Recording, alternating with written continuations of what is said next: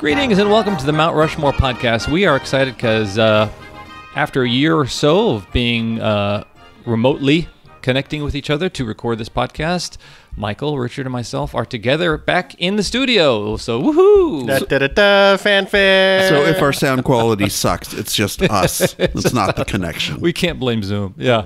But that is the only thing that's changed. We're still doing the same thing.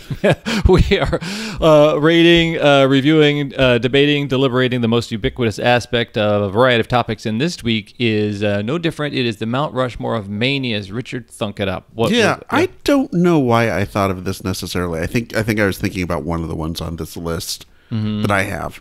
Okay. And it just got me thinking of, there are a lot of things that have been called something mania. Yeah.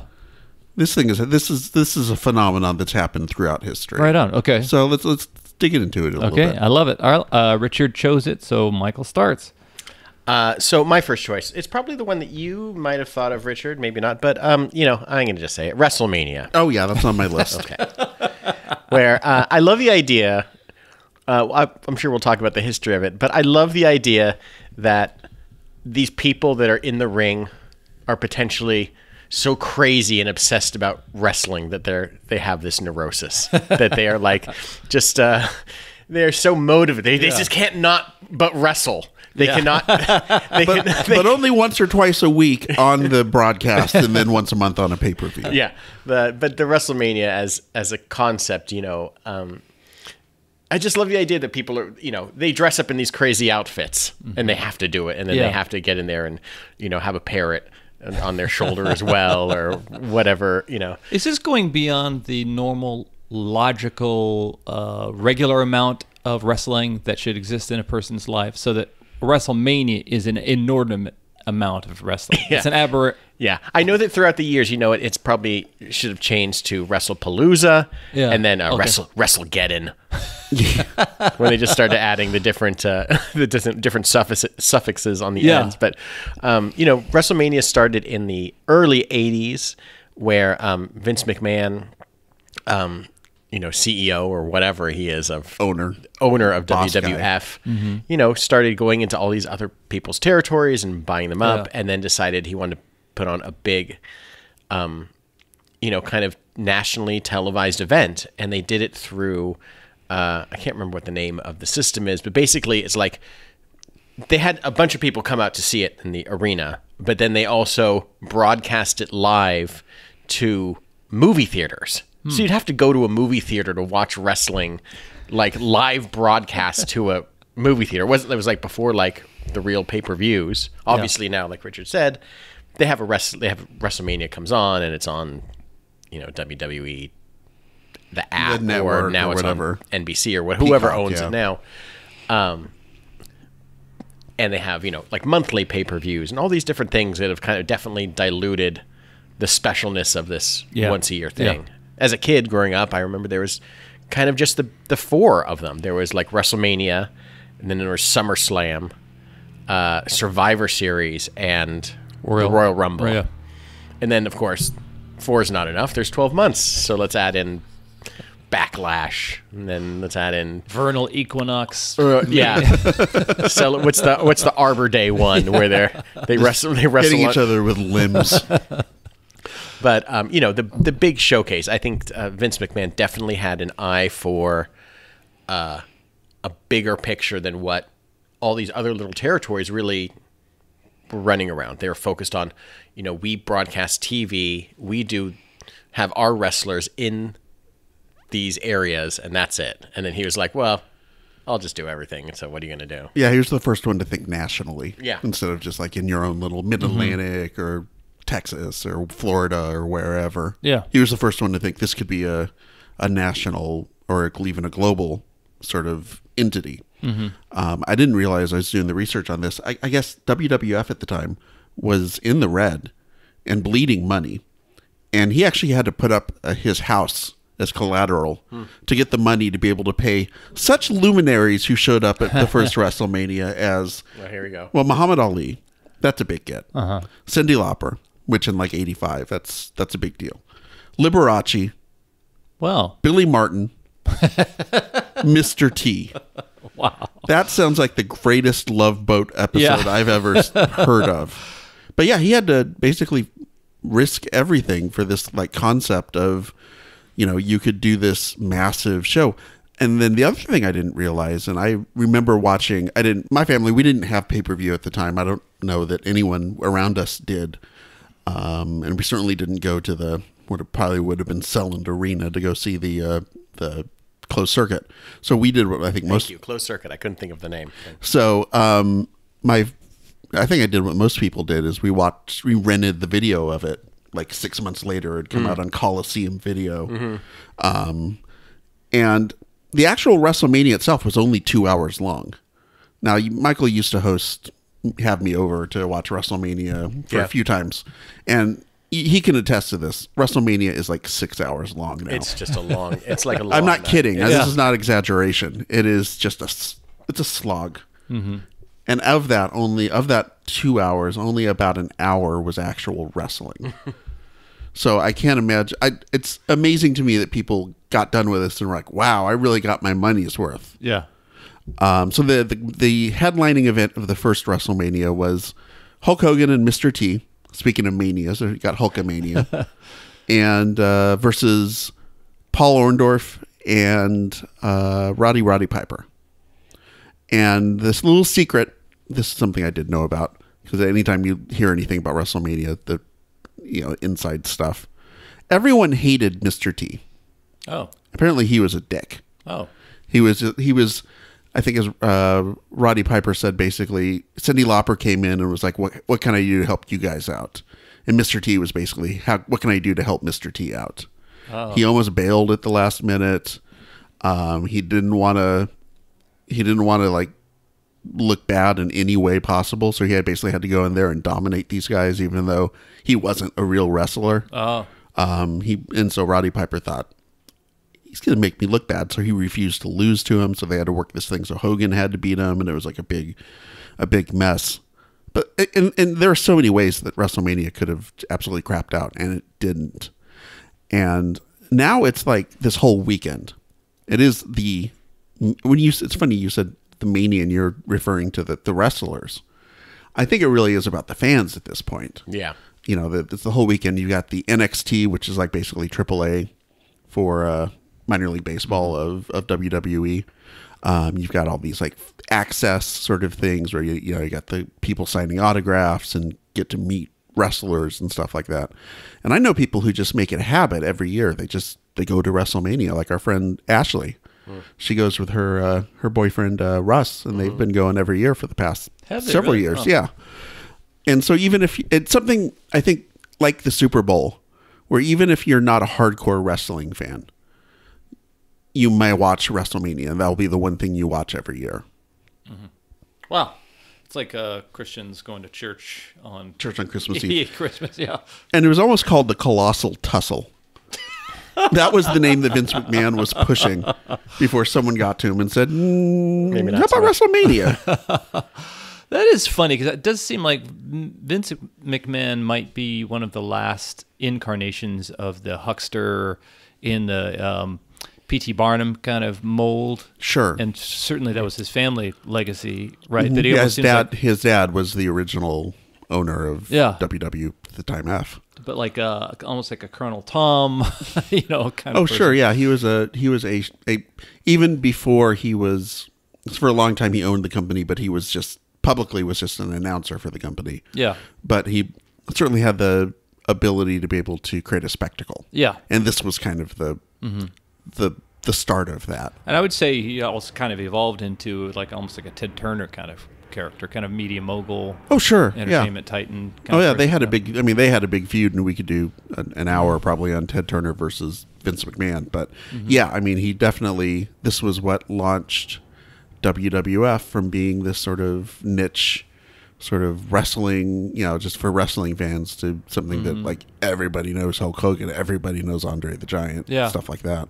Well, that's interesting, because I think of the mania aspect of it, like XFL, or you could have these big ideas, but unless it catches fire in the public consciousness, that there's no mania there. Yeah, I think too. There's like the sporting aspect of it. All, and every professional level sporting event has their big thing at the, the Super Bowl, or it's the World Series, or, the finals. You're crowning a champion. And I think wrestling has a series of champions, in quotation marks, and then they just go to the next city and wrestle, and maybe they'll,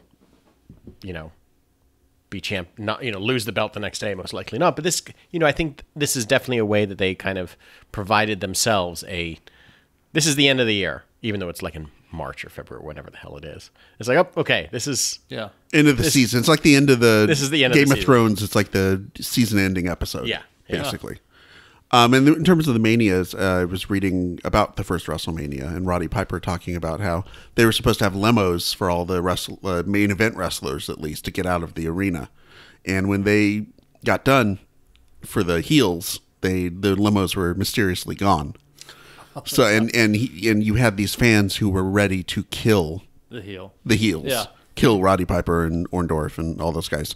So they had to push their way through, get a cab, like to just go. Yeah. I mean, this is what it was like up through until probably late 80s, early 90s, where you had this group of fans who legitimately thought wrestling was real and hated the bad guys and wanted, who was, I think Bobby Heenan got shot at one time.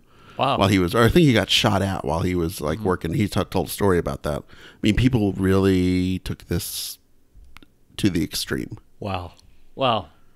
That's, I was talking to a buddy about, he was talking about Ozploitation films and how it's an entire genre or industry of films in which the stuntmen are always acting because they can't get actors. Can't afford anything better. Yeah, and that's very much true of wrestling, in which the stuntmen are acting. Yeah, and I love that aspect of it. But with WrestleMania, they brought in celebrities to kind of up the spectacle, the mainstream value of it. Yeah. Okay, so Richard and Michael both agree on that, but so Richard's second is Beatlemania. Oh, wow. Also on mine. Yeah. Okay. The musical.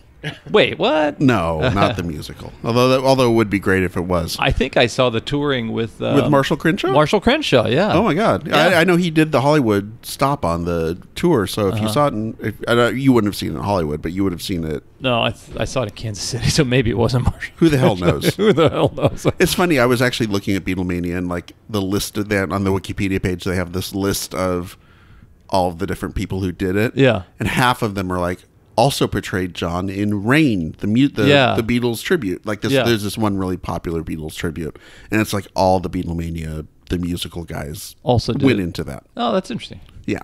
So Beatlemania, I'm going to have quite a few musicians and musical ones on my list. There is something about music that connects with people and drives this sort of break from normal fandom into something that becomes a mania. And with the Beatles, it was unlike anything anyone had really ever seen, at least in modern times. Oops. To make a point, Richard is flogging us all with a cable. Whipping you with a USB cable.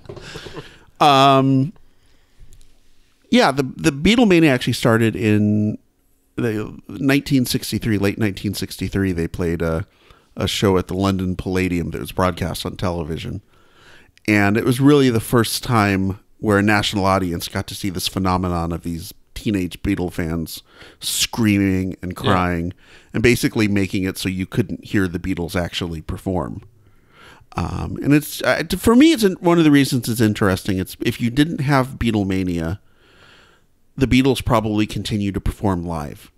Because one of the big reasons, I watched the anthology, the Beatles documentary. Oh, sure. And they have a clip from John talking about that. And they were playing in Japan. They're just basically, it was terrible. We sucked, but it didn't matter because nobody could hear us. Yeah. They came to scream at us and to react to everything we did. And then, so they're like, there's no point in doing this. I think a combination between mania fans who are in the grip of a mania and the venues that would hold the amount of fans that they knew they could sell were not designed for concert. They had a PA that was meant to say, "Up next, Mickey Mantle." Right. So it wasn't meant to amplify instruments and things like that. Or like the Budokan, which was like a sumo wrestling hall. Yeah. That's like where they were playing. They weren't music PAs. They were just an announcer PA. So. Yeah. So they basically got to the point where they're like, nobody can hear us anymore. This sucks. Let's stop doing live shows and let's just focus on the studio.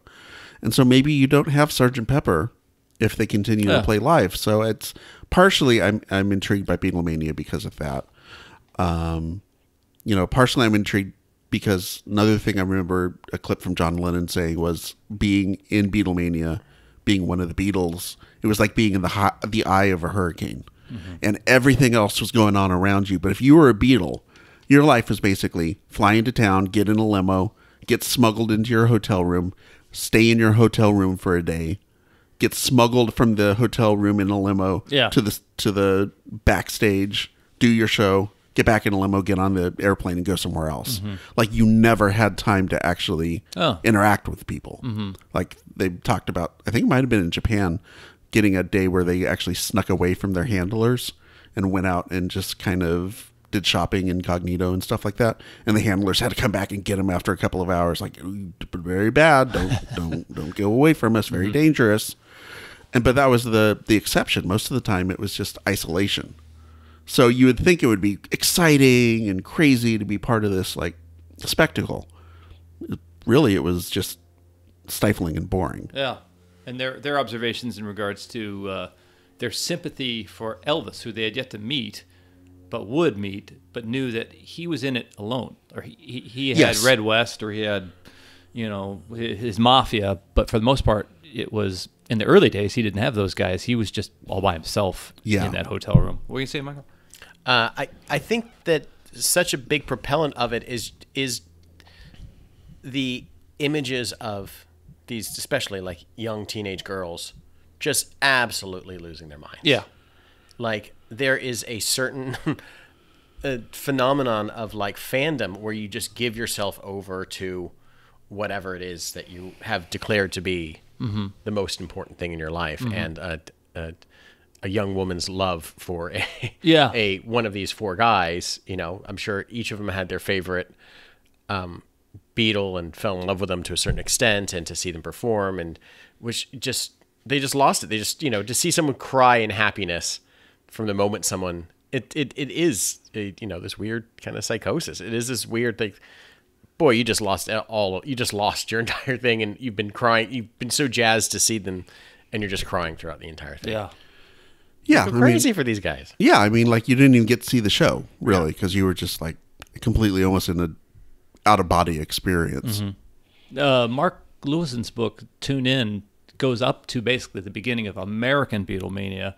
And so there was UK Beatlemania for a year or so before, after Please Please Me, and American Beatlemania was kind of after A Hard Day's Night, which is interesting because with that film, I can't even imagine how a mania, in any case where a mania would begin, and there would already be a film that depicts it, had it not already happened in Britain, and had they not rushed to make a B movie, black and white, when they were already making color films about this goofy band who they knew was going to be nothing 6 months from now. Sure, yeah. I mean, they thought it was, they're cashing in on a fad. Yeah. That's totally what it was. So we're talking about Beatlemania as it impacted young people, mostly young girls at that time. But like they say about the Ramones tour of the U.S., that everybody who saw it, not everybody saw it, but everybody who did started a band. Right. Any musician who you hear in coming to age of the 60s, they'll always talk about seeing A Hard Day's Night and then deciding, I got to do that. There's no choice but to do that thing. And I read something while I was doing the research for this that was talked about the fact that this mainly hit girls. And, the fact that in the 1960s, for adult females, you had this kind of, you were having the start of, this kind of women's liberation. Sexual freedom was getting to be a little bit more open. Women had more options in terms of work and things like that. But that wasn't the case for teenage girls. Teenage girls were still expected to be very chaste and repress the kind of their emotions. Yeah. So this was their one chance to be able to kind of emulate kind of the excitement that was going on with adult females at the time. I think it's interesting too. It can't be understated, like how much America was waiting for something like that. Britain, of course, people talk about that entire country still being in black and white after the war. They're still gray, but America, we had president assassinated, we had racial unrest, and all this stuff. And so here's this very bright, shiny object in the form of the British invasion, but specifically the Beatles, that was such a wonderful reprieve from that. Yeah, I mean, there had been American versions of kind of the mania in the past, like Sinatra, specifically in the Bobby Sox riots and things like that, but nothing to this extent.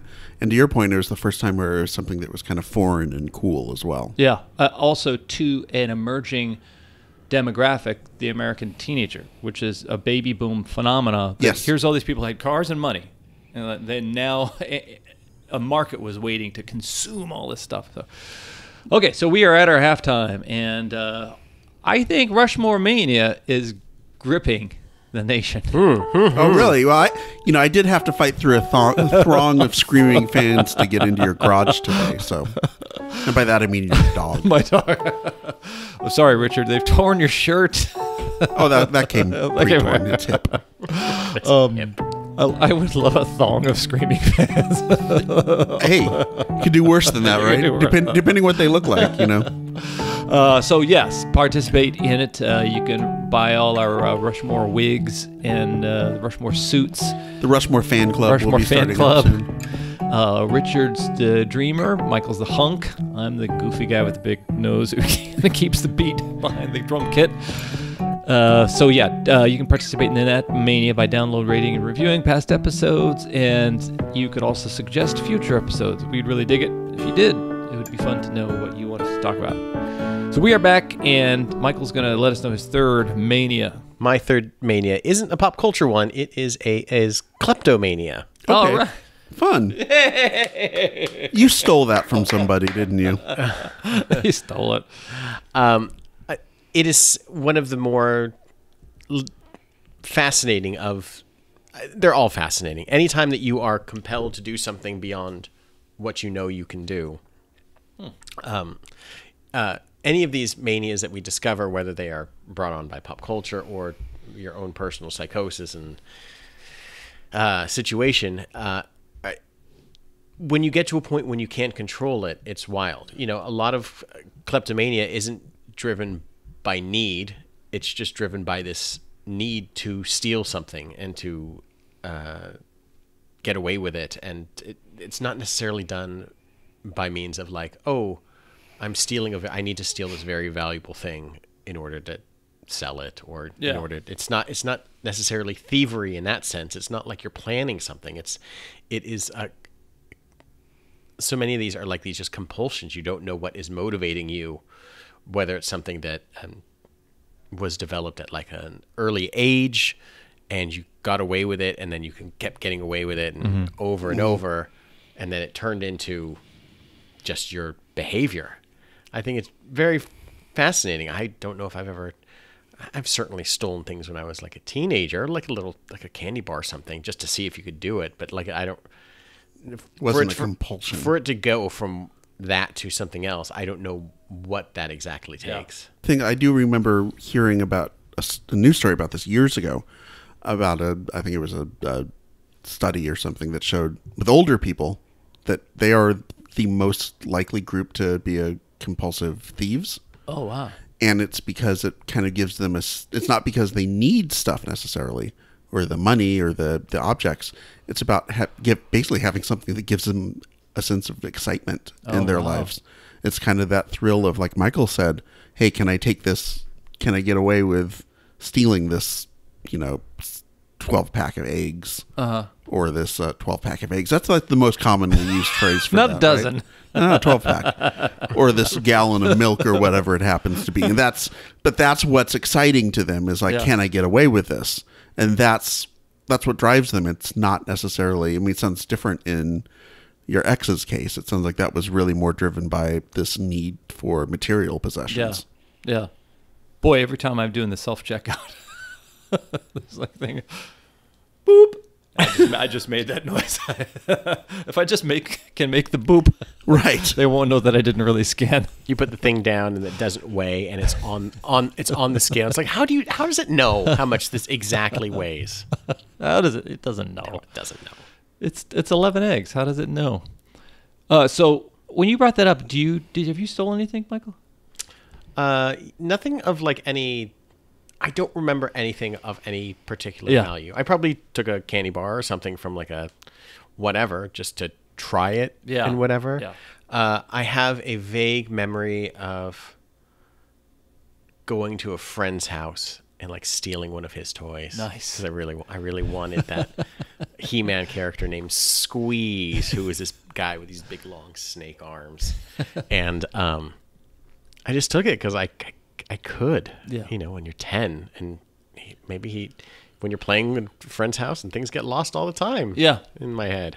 Yeah. In my head is a justification for it. But All right. Manfredi, what's your third? My third one, and I referred to this a little bit with my Beatles choice, was the idea that the Beatlemania was kind of the first modern version of the big kind of musical mania, or like the biggest version of that. But it may not have been the first historical version of this. Oh. I am talking about Lisztomania. Lisztomania. Yeah, which is not just a pretty Film. decent... Ken Russell? Well, I was going to say a pretty decent Phoenix song, or a pretty batshit insane Ken Russell movie, which I do remember watching the movie Lisztomania because I had watched The Who's Tommy, and I thought, well, this movie's crazy, but it's kind of crazy like in a fun way. Yeah. And then you watch Lisztomania, it's like, what the is happening here? If you've never seen it, guys, it's just like it's a head trip. Yeah. But I'm talking about the actual Lisztomania. Franz Liszt, the piano player and composer, basically was the first rock star of music before there was such a thing as rock and roll. First off, he was the first guy to get up on a piano recital and actually start the recital from walking in off the wings. Oh. Before, everyone the audience came in and the pianist was already there, and then he started, and that was kind of that. He actually walked in from the wings to build a little bit more excitement. He was the first person to work from memory and not from sheet music. Oh, wow. It was actually considered to be arrogant to work without sheet music at the time, but he thought it was something that created more of an atmosphere, but more of a performance. And he would do things like he would turn the piano so that the audience could see him. And he was this really good looking guy, had this long flowing hair. And so that they could see him like sweating and his hair flowing and his beads of sweat coming off of him. And so he was well aware of his potential for doing something that could incite an audience.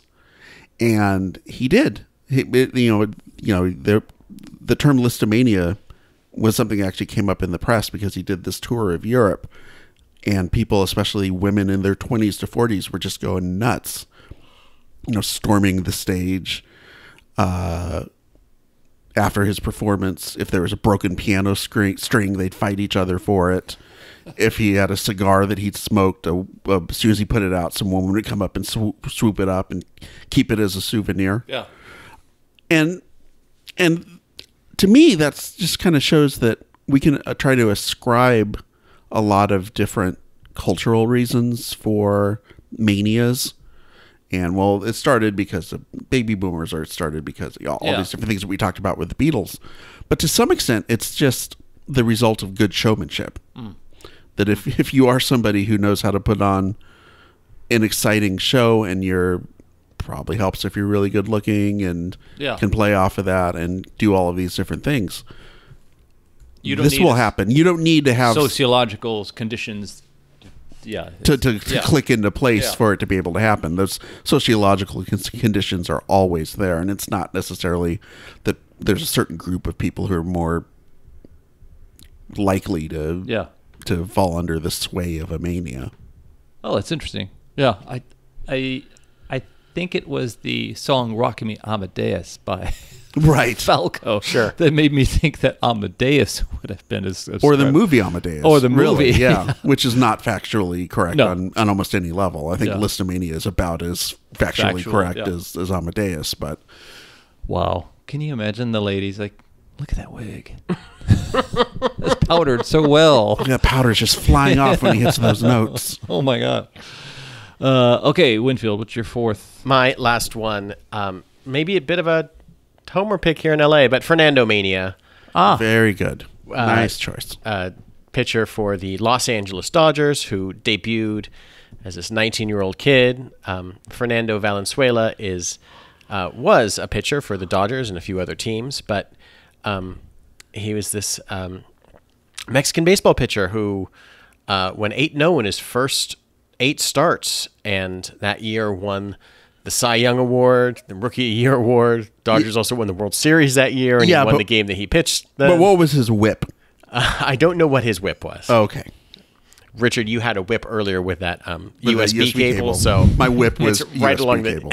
right along the same line. But I think not only being this 19-year-old kind of chubby Mexican kid that was just gangbusters for the Dodgers, I think one of the things that drove people crazy was his youth, but that he was Mexican. We have a huge, obviously Mexican and Mexican-American population here in Los Angeles, and very much, in line with the Dodgers, that if there's, the Dodgers are very popular with the Hispanic population, as they are with almost everything else here in LA.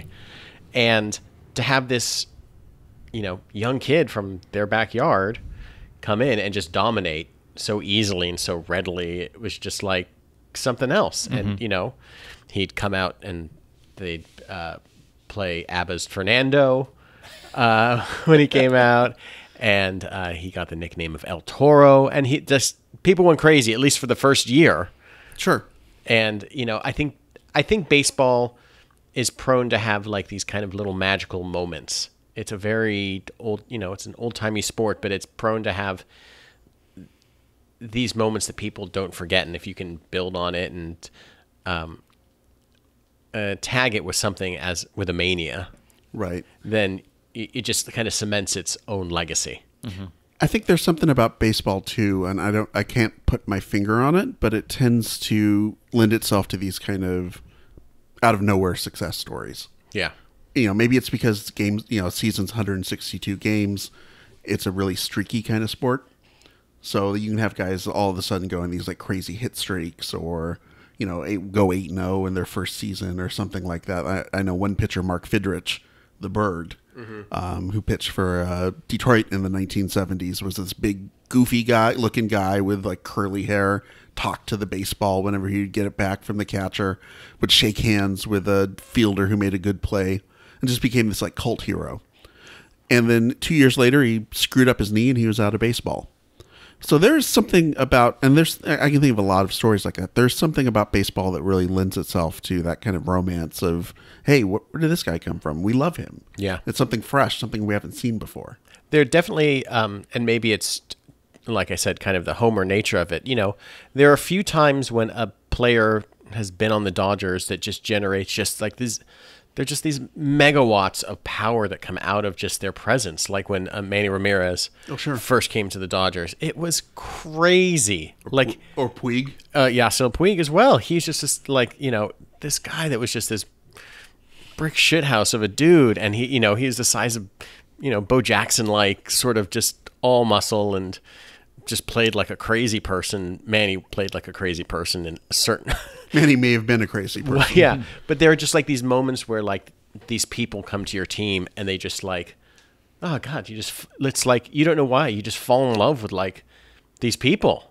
And Fernando was the same way. People could be that he was a young kid, could have been his Mexican heritage, everything just fell into place. Yeah. For at least 1 year, he was a pretty good pitcher after that, but like nothing, sometimes all you need is that one moment that just kind of solidifies everything. Yeah, I remember being in LA when he came back to the Dodgers after he had left and gone to like Padres and like 2 or 3 other teams. And then he came back like in the early 90s, I guess it was. I was here, so it probably would have been 93, something like that. And it was just like this feeling of like, oh, Fernando's back. Yeah. Everything's right with the world. Yeah. The Dodgers over the last few years have had some of their kind of some of their ex-players who had gone off to play with other teams come back to play for them. And there's definitely a similar feeling of like when Russell Martin came back to play for the Dodgers for 1 year, or Matt Kemp came back to play for a couple years, of like, oh yeah, these are the hometown guys that, you know, made their bones here and then went off and had additional success and came back, and you're just like, oh, that's right, they're wearing the colors that they should wear again. Very something special about that. I'm sure it happens for every, you know, a lot of different, like especially baseball franchises. I don't know if you have that same feelings of basketball or. Yeah, I don't know. I don't think as much. Feel, yeah. Again, because I think a lot of that is it's the length of the season. Yeah. You see these guys every day for like, you know, basically 2/3 of the year. And they start to feel like family. I've heard that baseball was really one of the Dodgers, particular, was one of the things that made LA feel like an actual city, where it was kind of a region for so long. That the advent of this team was a kind of necessary step to make this feel like a metropolis, like in New York. Whereas Santa Monica was a thing, you know, Burbank's a thing, all the Valley's a thing, but there was no connectivity between all of those. And until the Dodgers came and became something we could all kind of focus on and root around, and this team could be opposed to the New Yorks and the Pittsburghs and things like that. This city didn't feel like L.A. Like us here in North Hollywood wouldn't feel like we had anything to do with Pasadena or with all these different areas. So the idea too that until there's a personality that emerges, it doesn't really feel like there's not a very human face to it yet. So that's really cool. All right, the last one is Richard's. All right, my last one. Sticking with music, sticking with bands from the other side of the Atlantic. Oh. Rollermania. Oh. The Bay City Rollers. Nice. Not actual roller derby. Nice. Although that would be pretty cool if I was talking about that and there had been roller derby mania. No, the Bay City Rollers. And I'm fascinated by them primarily because, A, they were kind of a mania that wound up not translating from like the UK to the United States. They're one of those bands, and I think I floated this as a possible topic for us at one point, was bands that were big everywhere but in the US. And they certainly could fall into that example. They had one #1 hit and then a few top 10 singles, but certainly not to the extent they did elsewhere in the world, from Japan to Australia to the UK. I'm also fascinated because they were like in their late 20s when they broke out big. And so I'm fascinated with this concept of what it must have been like to be like 26 years old and have like 14-year-old girls screaming and throwing themselves at you. And you have to be like, no, jailbait, bad, go away, go away. You know, they had this like Svengali type manager, as I think every act did in the 1960s and 70s, who really forced this like squeaky clean image on them. Like, they don't drink, they just drink milk. At the same time, he was... That's like creepy in itself. Yeah, right? Like, okay, if he has a beer every once in a while, what is they only drink milk? God, they're fucked up. What is that? Sponsored by the Milk Board of Scotland. At the same time, he was also providing them with speed on the regular so they could keep up their massive touring schedule. You got to drink this entire gallon of milk. Here's the speed. Massive milk production problems. They only had one #1 single, and it was Saturday Night. The good news about it is that's a fucking jam. Yeah. Not that most of the song is actually great. The one part that everyone remembers and that's actually great is the chant part. Yeah. And that was really playing off of, that's when glam rock was kind of successful in the UK. And you had these, like Gary Glitter and Slade, who kind of had these songs that were like anthemic and had these chants kind of that you could take that and to go chant it at a football match the next day. I think it was Tommy Ramone who picked up on that and kind of very specifically said that would be great. We should do something like that with one of our songs, and turn that into Hey Ho, Let's Go. Oh, fun! So that's a fun little bit of trivia with the Rollers. Another fun bit of trivia: Nick Lowe, fan, we're both all fans of here, I think, except for Michael. Did the joke song? Yeah, he wanted to get out of his. We had a bad contract with United Artists, and he wanted to get out of his contract. Yeah. So he purposely wrote a terrible song called Bay City Rollers, We Love You. And it's awful. And it wound up becoming a hit in Japan. And they said, yes, this is great. Make more of these. So he was kind of like stuck with it. Yeah. And that's how big Bay City Rollers were, is that shitty songs that just had something to do with the Bay City Rollers had a chance to become hits. Yeah. And they're different than the Beatles. Beatlemania lasted until the Beatles basically said, we're done with it. Mm-hmm. We're not touring anymore, and we're going to move on to this next stage of our career. Bay City Rollers are more representative of what happens to a mania. Mm-hmm. Is the first group of the 15-year-old kids that were losing their minds become 18, 19-year-old college students and decide that they're a little bit too old for that. And their younger siblings are like, this is lame. We're done with this. And within a few years, they were off trying to make new wave records and generally being consigned to the bargain bins of your local record store. And I just find that fascinating that for every Beatles, there's a dozen BTS. And who knows what's going to happen with like a band like BTS. Yeah. But, Backstreet Boys or One Direction or something like that have this very almost purposely built planned obsolescence. Yeah, planned obsolescence. A purposely built like kind of shelf life of not very long. Yeah, yeah. In a entertainment medium that's driven by, it's all marketing people, and it's not good for them to have these people, these stars that stay famous for too long because they want more money. Yeah, they want more power, more control. Yeah. No, we can't have that. No, we want to put the market wants something new anyhow. So. I've been rereading X-Men comics from the 1970s to today. I'm trying to catch up to whatever's new. And in like the kind of early 2000s, 2002 or 3, where I am currently now in my kind of big 45, 50-year reread of like mostly just X-Men comics, which is wild. They had a book that came out that was called X-Force that later became X-Statics. And it was written by this guy named Peter Milligan with art by this guy, Mike Allred.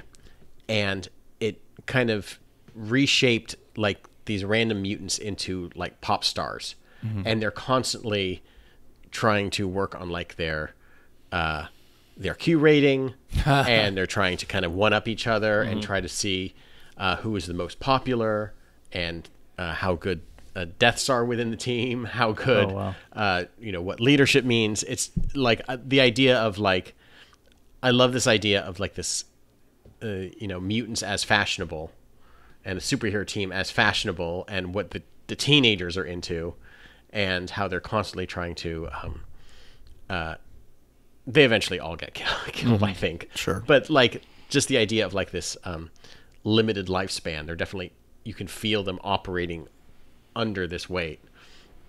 Wow. As like a superhero team. Yeah. It's very interesting.